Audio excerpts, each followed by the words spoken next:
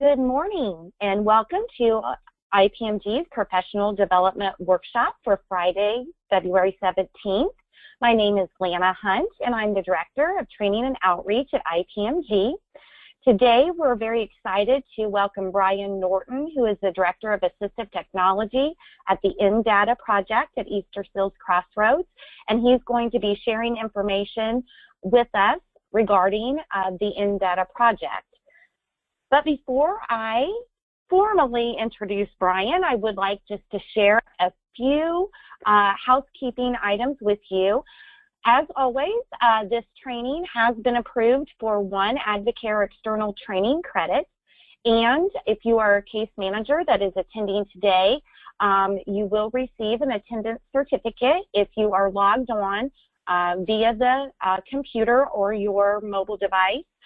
For the duration of the training, excluding the Q&A portion. Case managers should then submit the confirmation of attendance email, which you will receive from Public Relations at go2ipmg.com per the instructions in Advocare to receive your credit.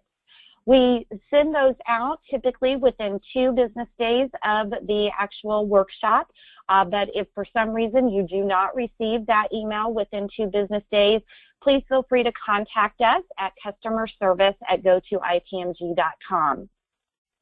We are also recording today's presentation, and within 2 business days, all registrants, so even if you are not attending live, you will receive an email with a link to the recording, any associated materials, and also a Q&A. And that will also be available on our website at go2ipmg.com, and we will also share that on our social media site. So again, within 2 business days from today's workshop, you should receive your attendance certificate and also an email with the link to the recording and the materials. We also welcome and appreciate your feedback, and so immediately following the end of today's workshop, you will receive a survey, and we truly appreciate if you would take a few minutes to complete that. It does help us with scheduling future workshops. Also just wanted to share with you, we are going to be doing something a bit different for our March 17th Professional Development Workshop. We are going to be doing a virtual tour, so to speak, of the resources that we have available on our website. And those resources are, we encourage the community to access those. There's information on the different types of Medicaid waivers, as well as how to apply for those waivers. There's also information related to a variety of community resources, and also our new feature, which is called iConnect with Friends, which is a resource that allows individuals, families, caregivers, really anybody in the community to understand and know what is available in communities throughout Indiana as far as community activities, opportunities to make friends, opportunities to participate in clubs. Many of those are open to any community member. Some of them are specific to individuals with disabilities, and community members also have the ability to submit activities that are going on. So we just want to be able to share that information with everyone. More information and registration will be going out within the next week, but that will be on Friday, March the 17th at the normal time, 11:30 to 12:30 Eastern and 10:30 to 11:30 Central Time. So I hope that everyone will join us for a virtual tour of IPMG's resources in March.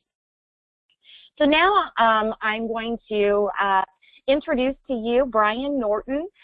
He is the Director of Assistive Technology for the Easter Seals Crossroads INDATA Project. Brian began his career at Easter Seals Crossroads in 1997 and currently serves as the Director of Assistive Technology. He is responsible for the day-to-day operations of clinical assistive technology and the INDATA Project, which is a federally funded statewide assistive technology program for the agency. He utilizes his many years of experience to provide direction, leadership, and training to a diverse and highly skilled team of AT specialists. He holds a bachelor's degree from Anderson University and is a certified assistive technology professional and a certified ergonomic assessment specialist. Brian holds a podcast and radio show called ATFAQ, which stands for Assistive Technology Frequently Asked Questions, and is an adjunct faculty member at Vincennes University. Brian is well known for his creative approach of technology in the areas of job and education-related accommodations. I also wanted to share that Easter Seals Crossroads has been providing assistive technology solutions in Indiana since 1979, and in 2007, Easter Seals Crossroads partnered with the State of Indiana Bureau of Rehabilitative Services to establish the INDATA project. This project is one of 56 federally funded projects throughout the country designed to increase access and awareness of assistive technology. The core services of INDATA include information and referral, funding assistance, public awareness and education, device demonstration, device loan, reutilized computers, and equipment reutilization. So again, I'm very excited to welcome Brian as our guest speaker today. And with that, I'm going to turn the presentation over to you, Brian. Great, excellent. Just going to wait to come up here and I'll show my screen and let me know if it's up there for you. It is, yes. Great. Great. Well, thank you for that wonderful introduction. So now that you guys know just a little bit about me, I've been here at Easter Seals Crossroads for 20 years and have done a variety of different things over here. And again, have the pleasure of being the director of assistive technology over here at our organization. So what I thought for today, I just want to kind of do a few things with folks. I want to provide an overview of the assistive technology services that are available here at Easter Seals Crossroads. I think they were mentioned in the introduction there, the INDATA project, as well as our clinical assistive technology services. Then I also want to talk a little bit about assistive technology, specifically what it is, its real purpose, and then why it is important for folks. And then again, at the very end, I think we're going to open it up for some questions, and hopefully we can have get some answers to the questions that you guys might have about our services here, but then also discuss how we might be able to be a better resource for you and your clients if there's ways that we can better serve you guys. And so, without further ado, I'm going to jump into the INDATA project. So hopefully you guys have heard of the INDATA project. As was stated earlier, the INDATA project is a federally funded grant, and so every state and every territory, so whether you're here in Indiana or in any other state, there's a project much like ours that really serves two purposes. Our two overarching goals are to spread the word about assistive technology, making sure people know about it and understand what it is and how it can benefit them. And then the other goal is to get people's hands on assistive technology. And so we do that in a variety of ways, and I'll kind of break that down as we go through our presentation today. So first off, I'm an Indiana farm boy, and so we break things down into buckets. And so first off, we're going to talk about the spreading the word about assistive technology bucket of things that we do through the INDATA project, otherwise known as education and outreach activities. So the first thing that we offer is we do lots and lots of information and referral. If folks have assistive technology questions or disability-related questions, we have a 1-800 number that is set up and an email address where they can email us all sorts of questions. Anything from needing a piece of adaptive software, if they're wanting some information about those types of tools that might be helpful for them, or maybe they might need a ramp for their home, other other various needs that come up. If they give us a call, we know lots and lots of partner organizations. If it's something that we don't necessarily provide, we typically have a way to be able to hook them up with an agency or a resource that can provide what they're looking for. So we do lots and lots of information referral. The other thing that we do is we do lots of speaking, and we do that in a variety of ways. We do AT hours. So if you guys are involved or know of support groups,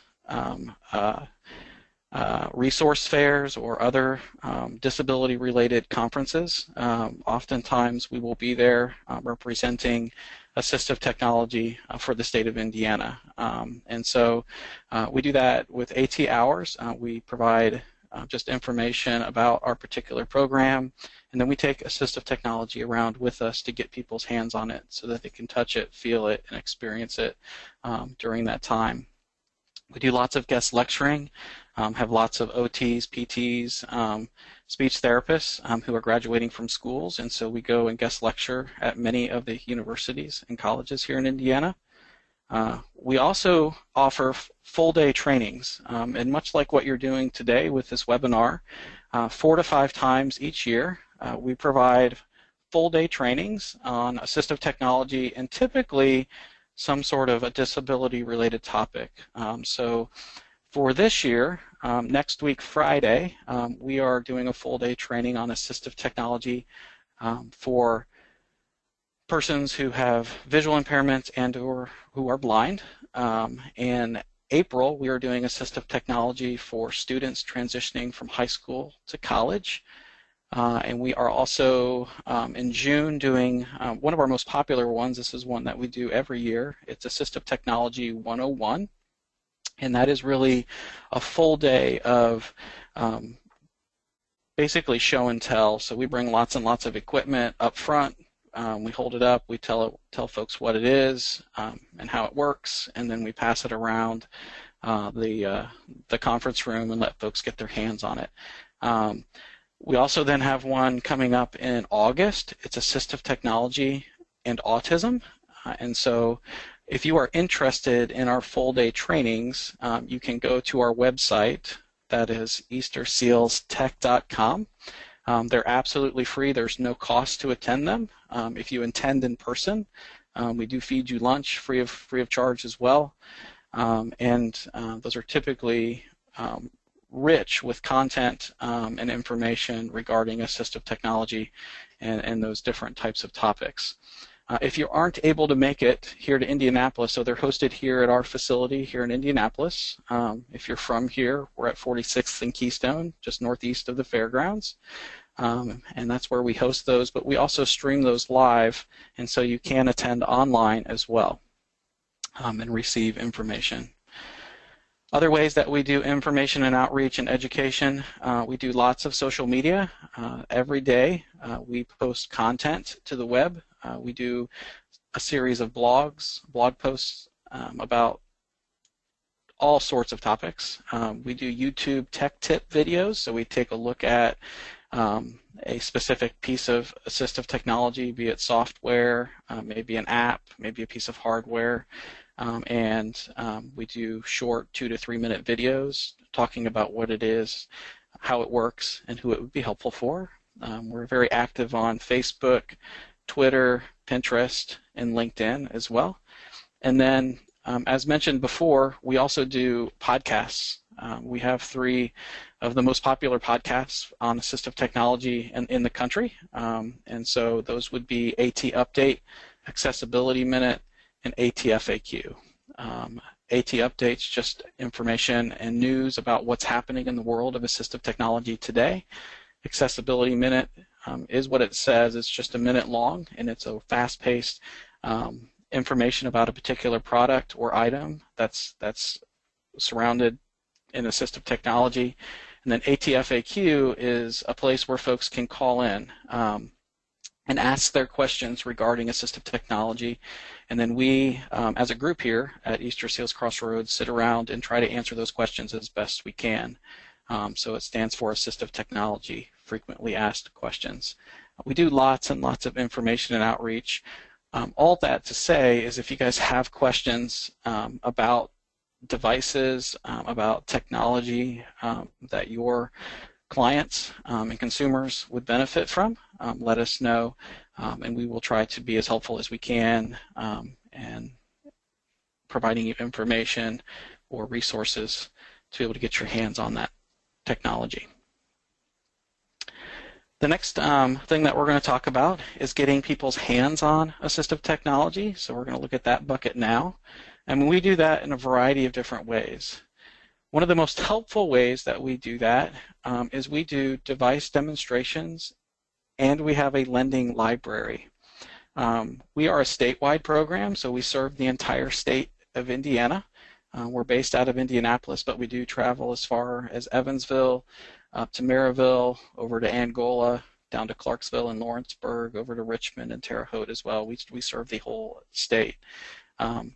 Demonstrations, what those are 20 to 30 minute test drives of different types of equipment. So for instance, if a person would call and we get a request to be able to look at maybe a large button phone, maybe an amplified phone system, or maybe a computer with a certain type of software, maybe it's voice to text where someone can talk to the computer. We will go to their home, to their business, to their school, or wherever they want to meet us, public library, and we will bring equipment with us and we'll sit down with them for 20 to 30 minutes and kind of review the different types of technology related to what they're looking for. Something that will be noted about demonstrations is although we're there showing them the equipment, oftentimes funding sources require written recommendations, and demonstrations of equipment do not have recommendations, and so we don't write something up and provide that to a funding source for the funding source to then be able to follow up and purchase. They're just really 20 to 30 minute test drives of the equipment, getting the folks comfortable with it. And then what we do through our online lending library, we can loan that device to them for 30 days to let them try it out. We have 2,500 items plus items in a loan library, and what's unique about that is it's just like going to the library to check out a book. You fill out, you set up a login for our online lending library, then you're able to search through our different devices that we have. If there's something that you want to borrow, you can check it, and then we will find a way to get it to you, either that's through delivering it through the mail or shipping it to you or bringing it down to you in person. Our library really serves three main purposes. It's to help people make decisions, so we assist in the decision-making process. You know, technology is sometimes expensive, and if you're going to make a purchase that's going to be expensive, you want to make sure a lot of times that you've tried it before you buy it. So that's kind of the purpose, or the main purpose of the lending library, is to help people try something out before they have to purchase it, to make sure it's really going to meet the needs that they have. It can also work to serve as a loaner during a device repair. If you have a piece of equipment that's broken and you need to send it into the manufacturer for repair, and we have it in our lending library, you can borrow it to kind of help you still be able to do what you're needing to do while your device is in for repair, and or if you're waiting on funding too. I wanted to kind of jump out of here real quick, and I'm going to take you over to our page, our lending library page, just to show you what that looks like. If you go to our website, eastersealstech.com, you're able to click on services and then be able to click on equipment library. And then once you're here at the library, you can say click here to access our online loan library, and that's going to take you here to this page. Once you're logged in, it's really simple to use. You can search for items by looking into different categories, and so you can go down here. Let's say we're wanting to look at phones. Let's look up a large button phone. So I'll click on phones and I'll click on search. And then it'll take a second to jump up here for us. And once we're here, you'll find that there are 90 items related to phone technology. And I'm going to go ahead and bring up this one, this Clarity Amplified phone with talkback numbers. And when you bring up an item, it tells you a little bit about it. It tells you where you can go to find it out on your own.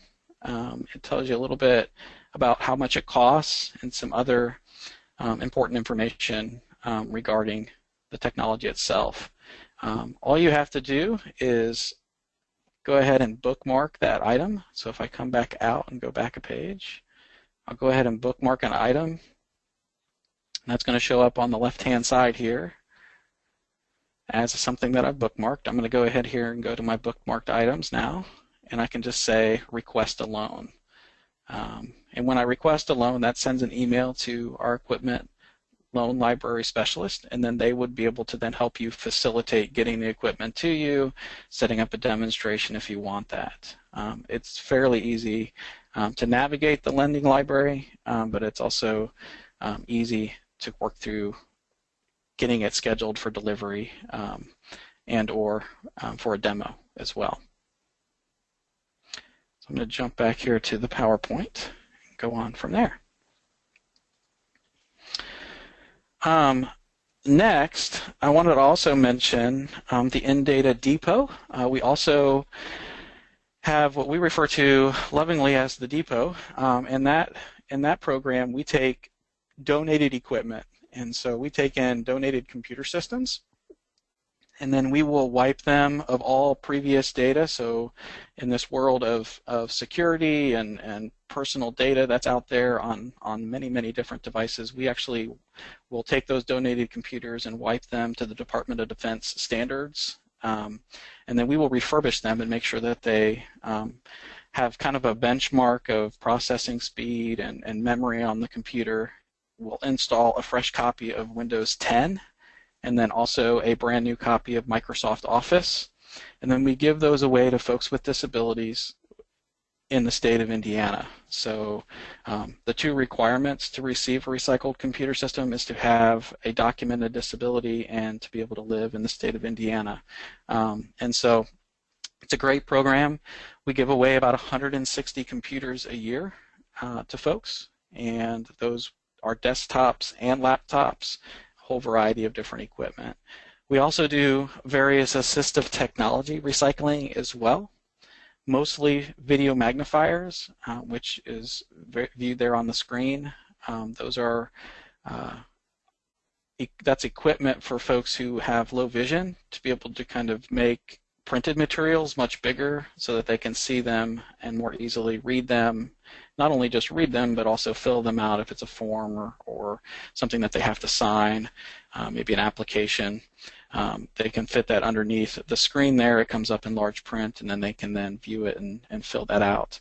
Again, all of that equipment is sanitized, it's repaired, and then given away to folks throughout the state of Indiana for free. And it's just a great, great program, a way to be able to reuse some of that technology that's out there. The other thing I want to make mention too, that is a part of the INDATA project, is we have something called the Alternative Financing Program, or the AFP program. What the AFP is although there are several available funding sources for assistive technology equipment, there are times when an individual doesn't qualify for traditional funding. And so what we have is we have this alternative financing program, and it's low interest, extended term financial loans that we offer through a partnership between us, Easter Seals Crossroads, and Star Financial Bank, which is an Indiana-based bank. So individuals can apply for loans between $500 and $35,000 for a variety of different things. It could be an adaptive vehicle, it could be home modifications, aids for daily living like large button phones, other kinds of things like that, hearing aids, iPads, computers, and really just a variety of different equipment. And again, the folks that qualify for that as well would be Indiana residents who have a documented disability. They are bank loans. It's not a grant, so they are expected to be able to pay that money back. But what's great about the program is that low interest. If someone would put something on their credit card, that's going to run them anywhere from 18 to 20% interest. When we say low interest loans, our loans fluctuate or have fluctuated. It's based on whatever prime is at that particular moment. But the last several that we've closed have been in the range of 3 to 4%. So it's very affordable for folks. And then the extended terms make those payments smaller and more affordable for individuals, and allow them to be able to kind of be able to afford the payment that's required monthly of them. It's also an opportunity for consumers or clients who have bad credit to be a credit building opportunity for them.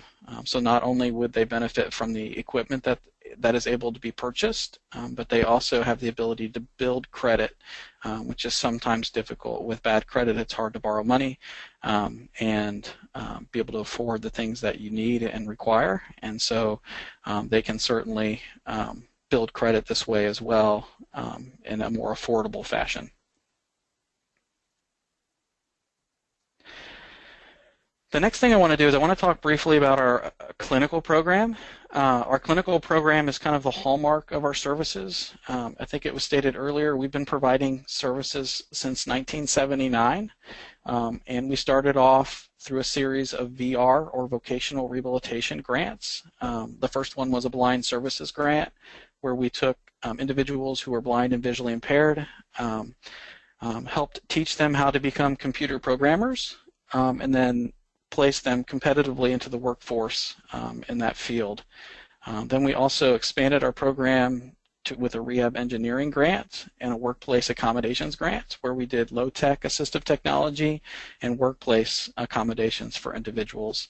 Now our program is much, much larger, and so as far as the disabilities that we serve, we're all inclusive. So folks with physical impairments, cognitive, intellectual, developmental disabilities, sensory, hearing, all disabilities, so we're all inclusive with the folks that we serve. We also serve folks of all ages, so children through adults. Primarily, the folks that we serve in our clinical program are usually transitioning from high school into college because that's when the funding kicks in through vocational rehabilitation. But we also, as an entire program, INDATA and clinical, we do serve children through adults. Age is not, there's no age requirements for individuals. We serve folks, again, in all 92 counties in Indiana, and we go to their homes. When you're working with assistive technology, it's important to be able to work with it in their environments. And so most of our services aren't provided here in Indianapolis at our facility. We're in their homes, we're at their school, we're in their workplaces, and we're using that technology where they are because if a cat's going to jump on the keyboard, we want to know that, and we want to take that into account when we evaluate somebody. We have lots of qualifications. We stress that with our staff to make sure that as we provide services, we have the education and knowledge to be able to serve them well.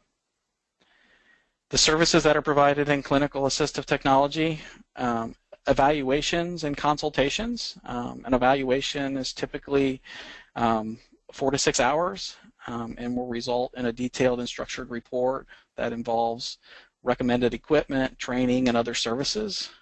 We do sit down with that individual, meet with them one-on-one or with their team around them. It could be family members, service providers, and other things. So we want to get kind of a full understanding as we meet with those, and then we start to determine the different types of adaptive equipment that might be useful for them. Training is also there as well. Training is an essential part of the accommodation process. Equipment alone can be really, really helpful, but if you don't know how to use it or be able to use it fully, that can be a difficulty. So providing training on that equipment is really, really important.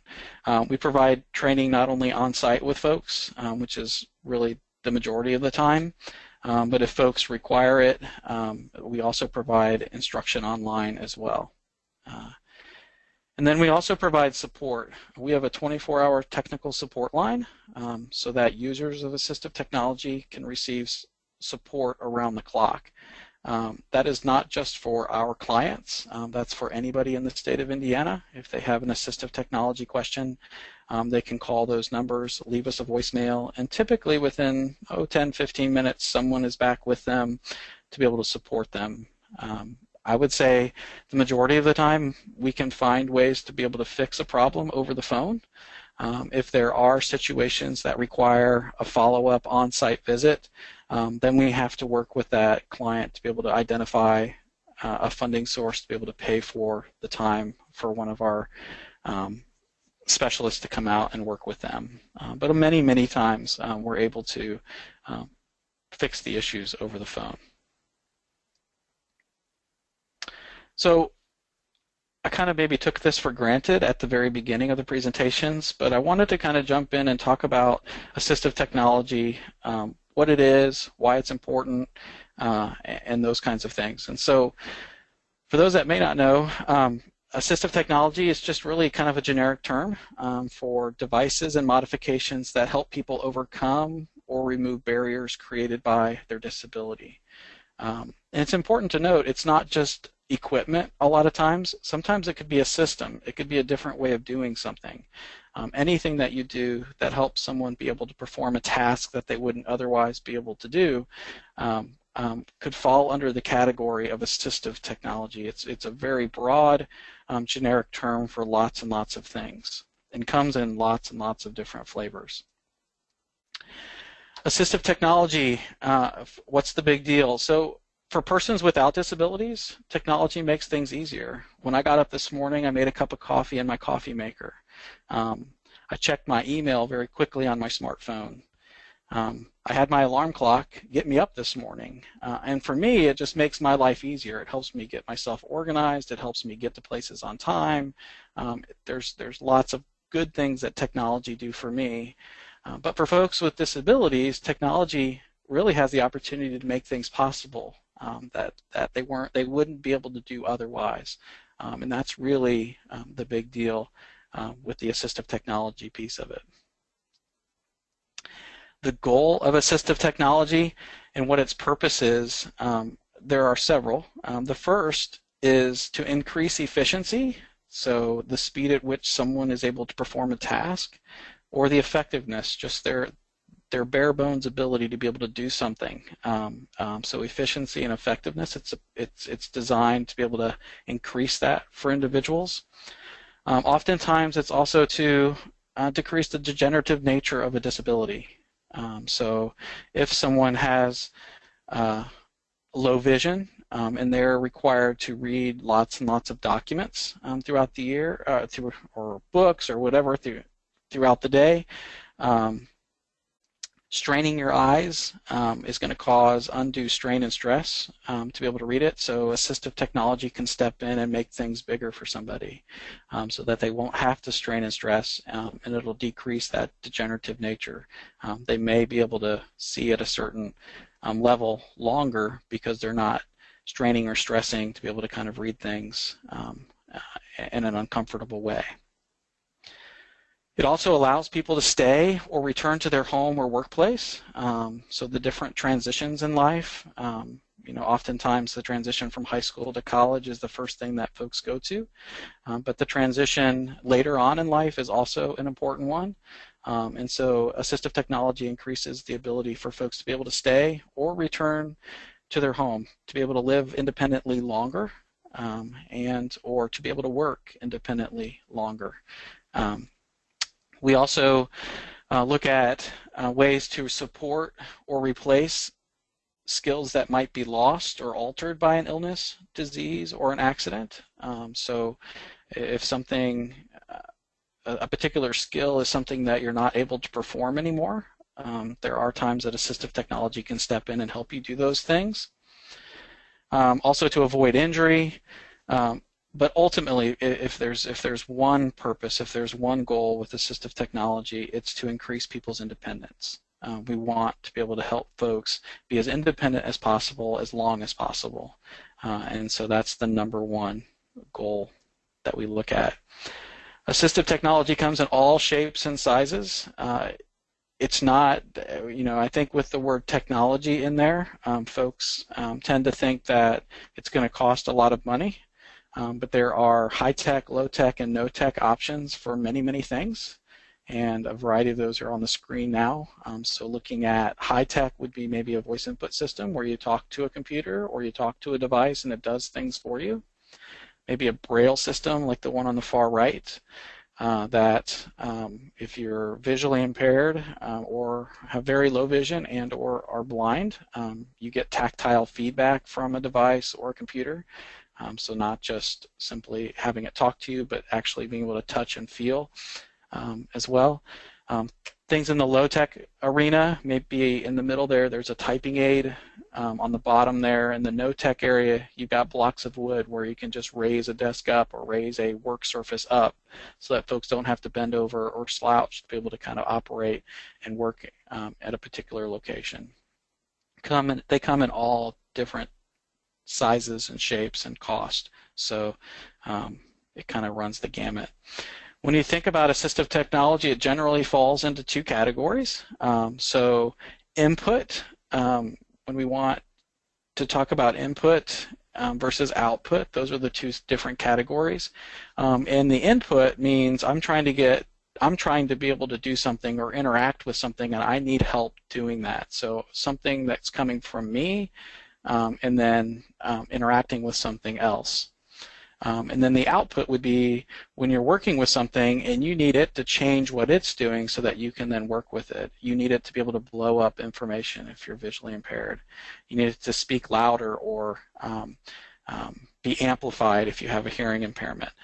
Different ways that you need to be able to interact. It needs to be able to help you better interact with it. So input or output are the 2 categories of assistive technology most often.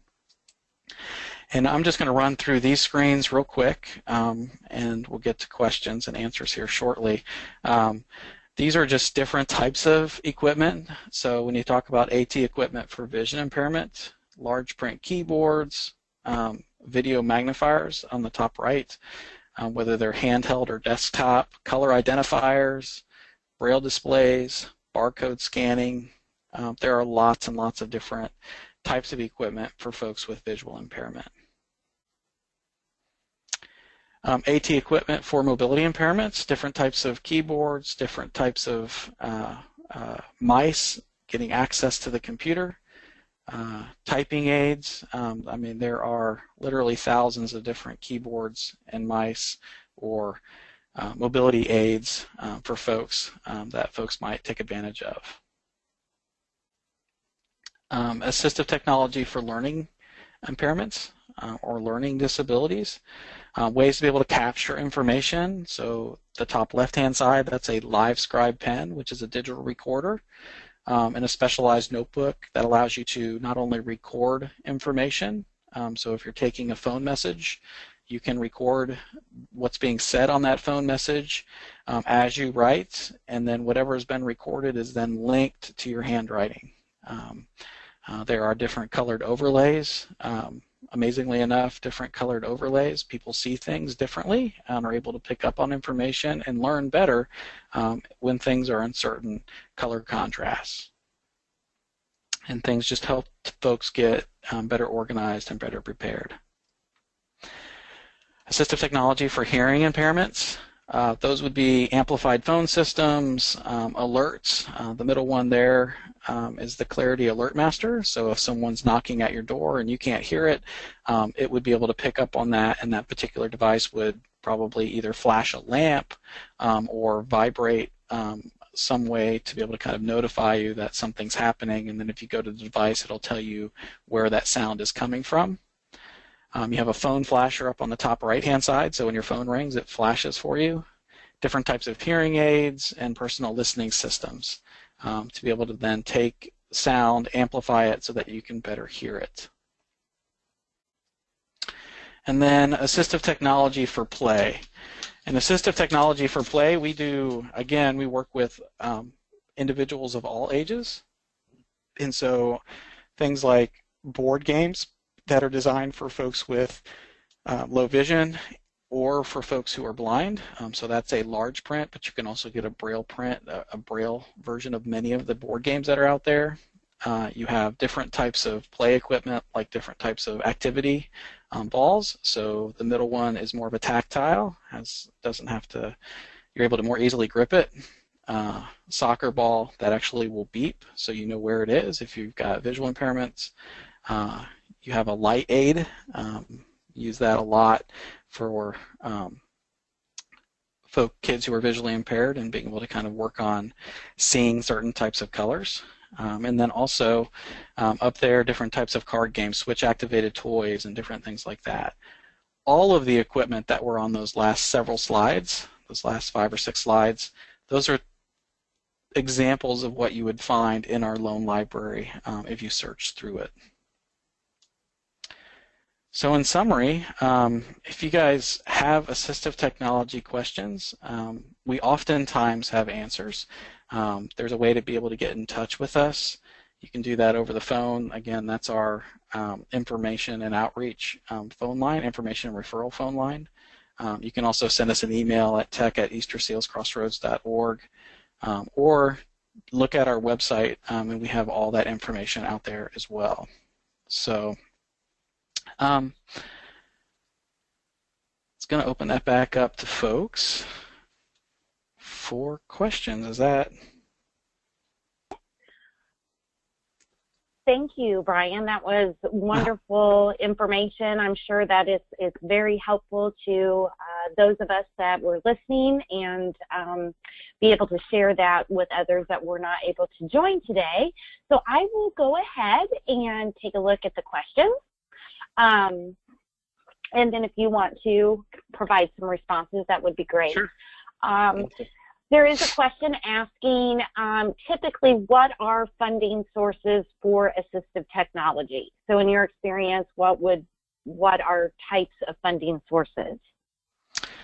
So typically the funding sources that we are able to tap into, so vocational rehabilitation is one, and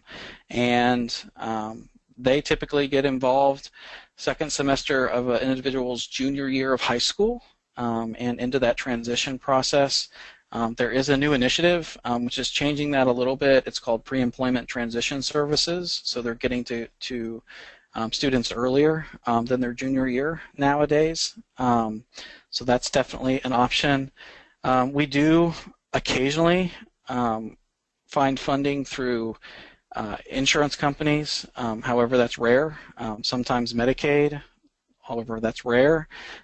Simply from our perspective with it, we have difficulty within our program accessing those funds for the evaluation piece. Although the equipment can be purchased, sometimes the evaluation part is difficult to find funding for. And then there comes the issue of whether it's durable medical equipment, whether it's a health and safety issue, and what those funding sources will allow to be purchased, what the equipment's really going to be specifically for. In the K-12 environment, and for students who are in that K-12 environment, there is, through the school systems, schools are mandated to be able to provide it at school. And so that's certainly something that you should look at through the IEP process, the Individualized Education Plan process.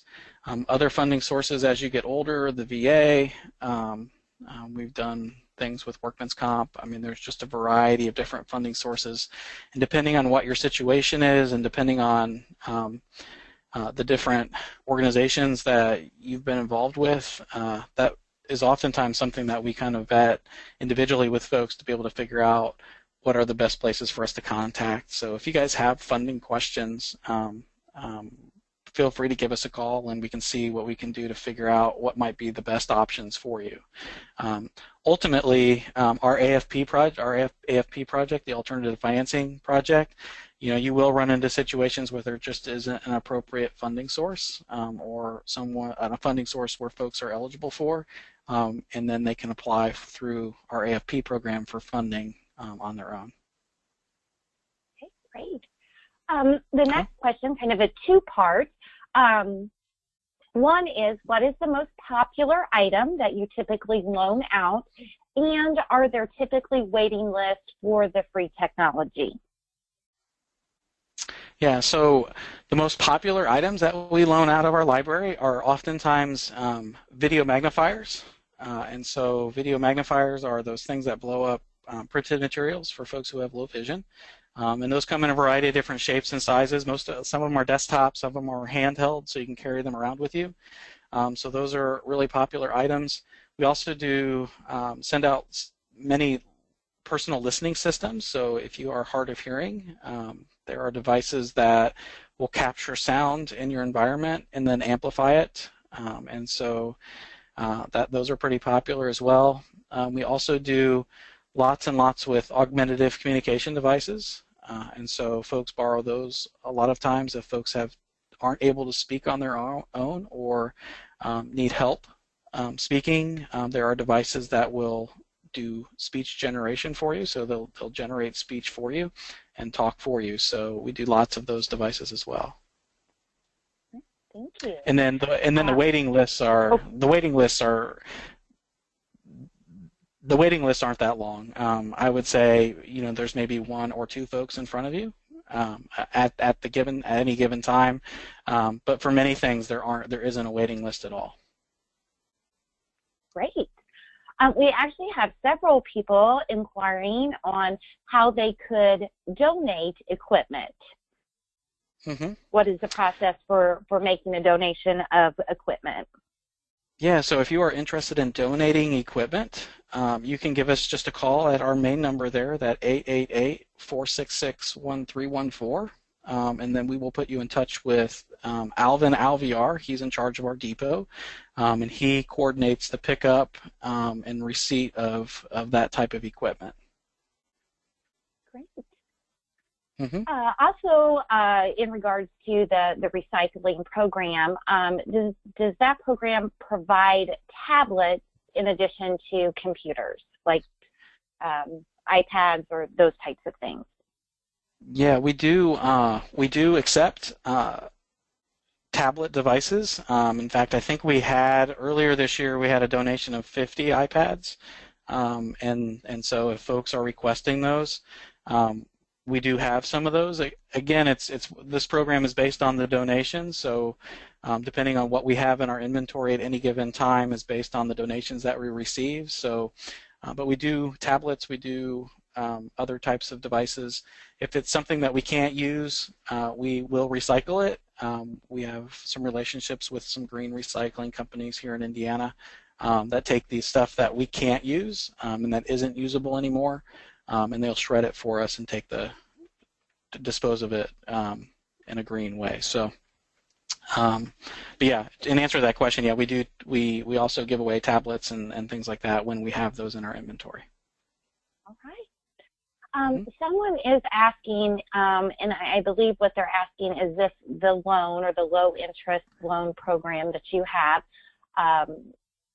can that be used for alternative school tuition? Not quite sure what that question, but basically some type of alternative school tuition. So that AFP program it has to be tied to a device of some sort or some sort of equipment, and so I'm not sure it would be something very specifically for tuition or for paying for different types of services, but I'd be willing to field the question and learn more about what they're asking to see if it would fit what we're looking for or what we're able to fund. Sure, great. So if you do have a question about that, they definitely can contact you or call, right, and discuss that a little more. The next question asks if a parent is able to take out a loan for their child, or does it have to be the individual with a disability themselves that takes out the loan? So anybody can take out the loan, and so it can be the parent, it can be it can be the person themselves, so it can be the person with the disability, it can be a family member that can do that. So, and that, let me just clarify, that's for, you're talking about the AFP, is that right? The alternative financing? I believe so, yes. Okay. Yes, I believe so. Yeah. So with the alternative financing, it has to be within the family, and so so that would be a requirement for that. If you're Okay. if folks are asking about the lending library, the equipment lending library, anybody can check out a device. It can be the person with the disability, it could be a family member, it could be a service provider. So if you guys are interested in borrowing a device just to learn more about it, you guys can do that as well. And so that's not tied to anybody specific, but the AFP would be most likely someone from the family where the equipment's going to be going. Okay, great. That's good to know. Mm-hmm. We do have a question kind of along those lines, and I think you mentioned this, but if you could just go over again how long the lending period is. So I believe the lending library, Right. How long that period of loan is. So loans are typically for 30 days. So once you receive the piece of equipment, there's a 30-day window for you to be able to try it out. We can extend that loan. It's a first-come, first-served type of lending library. So as long as nobody is in need of it right away, we can renew that loan. But if there is a waiting list for a particular item, typically it's a 30-day loan period. The next question is just asking for a little clarification, I believe, on the role or the responsibility of the school system to provide adaptive equipment for students. And I know you mentioned, going through the IEP process, but if the school provides that, is that for use just at school, or is that for use at school and home? So typically in the school system, when equipment, and this is my understanding and talking to folks, when equipment is purchased through the school and the school is providing that equipment, it's for use at school. And many times it's not allowed to go home with the student when they leave for the day and come back the next day. It's for their use at school only. Okay. And so many, and so many times what happens is they've got the equipment available from the school, but then sometimes they will contact our program and see if we have something in our lending library that they might be able to use for at home. So there is that possibility. Okay. And just as a reminder, I know we have a couple of you that have asked if this presentation will be available and will be sent out, and yes, it will be. We will be sending out an email with the link that will take you to the recording as well as the slides and the Q&A. We typically try to get that out within a day, but if you would allow us at least 2 business days to do that. And then it is also always available on our website at go2itmg.com. It is located in the PDW podcast where we archive all of our past workshops. So you will be able to access that either way, either through our website or through using the link that's provided in the email that we'll be sending out within the next day or so. We do have a question about Medicaid prior approval or Medicaid PA. Will that typically cover assistive technology? So this is my experience with that. It has to be, I believe it has to be deemed like medically necessary. So a lot of times it depends on the technology you're trying to purchase. If it's an augmentative communication device, there's a lot of times I believe the funding is there for them to be able to purchase it.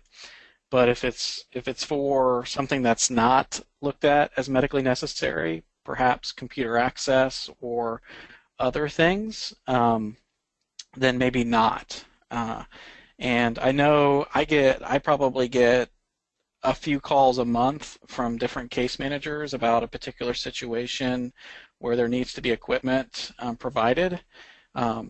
At least from our clinical perspective and our staff, it seems like the equipment can be purchased, but there isn't funding for us to come out and actually do the evaluation to determine what equipment's really necessary. And I may not be right with that, but that's kind of my experience, that we were able to find that there's funding to be able to purchase the equipment, but there wasn't funding to be able to pay for us to evaluate what type of equipment was necessary. So that's something that I continue to look into and look for answers on. Right. Yeah, I know that is sometimes can be a difficulty, and I would just remind ITMG case managers that you definitely can work with Ruth Roberts, our request for approval specialist, and she probably works with Brian as well on submitting requests for different types of technology or adaptive equipment. Also, we do have an archived workshop that Ruth presented at I believe at the end of last year, at the end of 2016, on the Medicaid prior authorization and request for approval process. So that might also provide some information on that process as well. We have time for just a couple more questions. Someone is asking, if you borrow a computer, laptop, or tablet, so if it's through that lending library, are you able to load software on it to test to see if that would be a workable solution? Yeah, so all of the laptops that we have, you can load software on those. We actually will load a lot of software on it. We have software licenses for many of the adaptive equipment software that's out there, so scan and read systems and screen readers, screen magnifiers, voice to text, or speech input programs. We'll load those on prior to sending them out. If there is a specific program that you want to use that maybe we don't have available, just simply letting us know that that's something that you need to do. Oftentimes we can work with you to get that installed, and then again allow you to borrow it. So yeah, there is a possibility for that to happen. Okay, great. If you could just remind, and I believe that you had mentioned this, Brian, that if there is someone is wanting more information on the loan program through the bank, the low interest loan, is that located on your website? Yes, absolutely. It's you can either give us a call or go to our website. If you go to, I believe we'll go back out here to my website. I'll kind of bring you over there. So let's see here.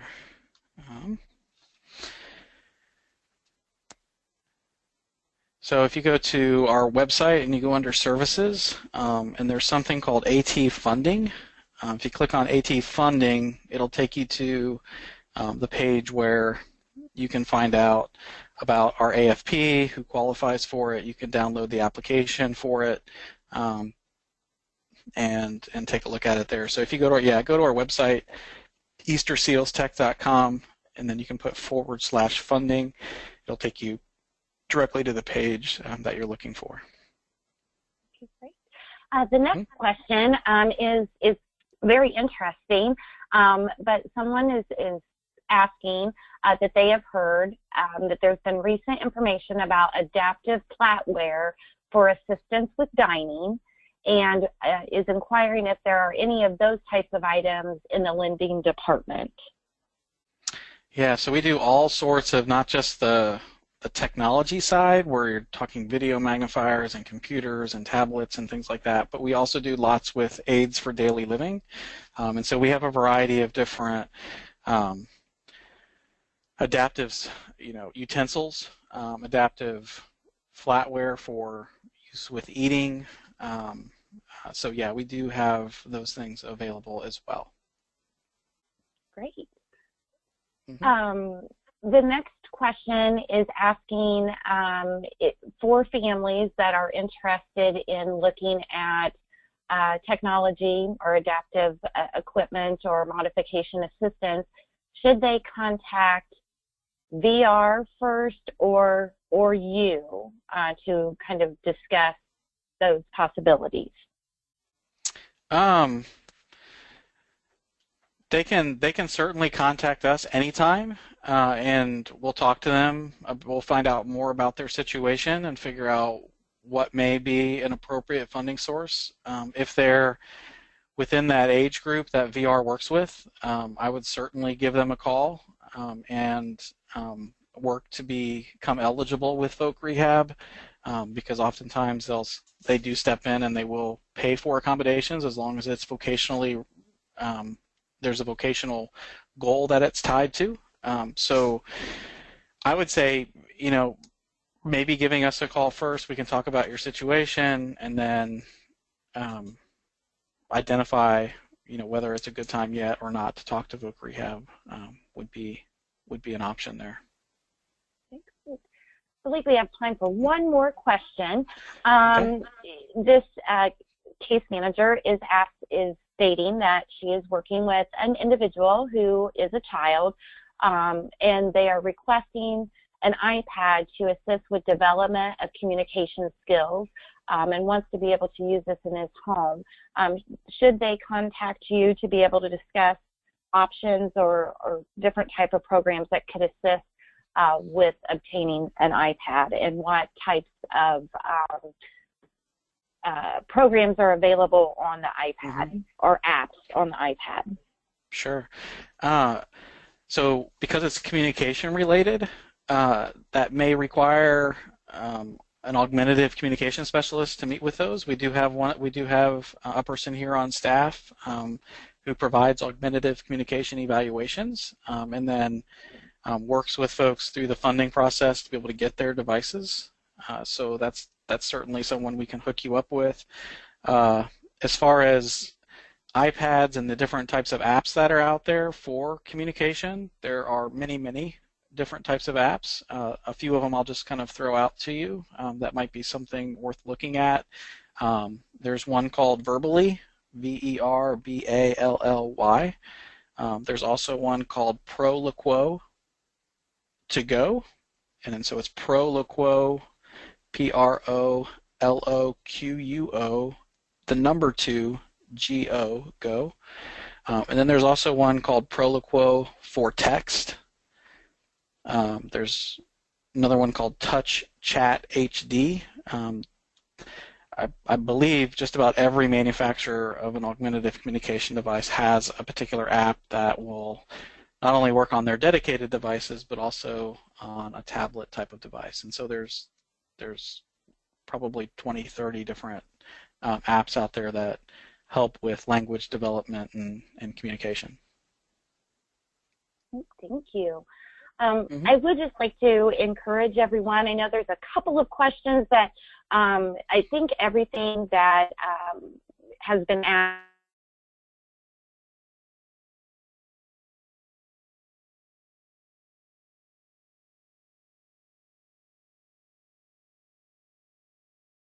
the situation of the individual that you're supporting. I would just encourage you to reach out to Brian and to his staff, either through their website or by giving them a call, and they would, I'm sure, be able to answer your individual questions or steer you in the right direction. Again, we're going to be providing this information that that Brian shared with us today. That does also include their contact information. So if your specific question didn't get answered today, I'm sure that Brian and his staff would be glad to speak with you by giving them a call or reaching out to them through their online question. I believe you said you had a question and answer online as well. Is that right, Brian, that you have a... Yeah, we have... You can give us a call or send us an email, or we do a podcast that's all about assistive technology questions as well. So, Well, I know that I speak for everybody that was on today, and there are quite a few comments thanking you for sharing this information with us. It was very informative and helpful, and we do appreciate you taking the time to be with us today. And I'd also like to thank everybody for joining us and look forward to seeing everybody back on March the 17th for our next workshop. Thank you, everyone, and have a wonderful rest of your day and a wonderful weekend. Bye-bye.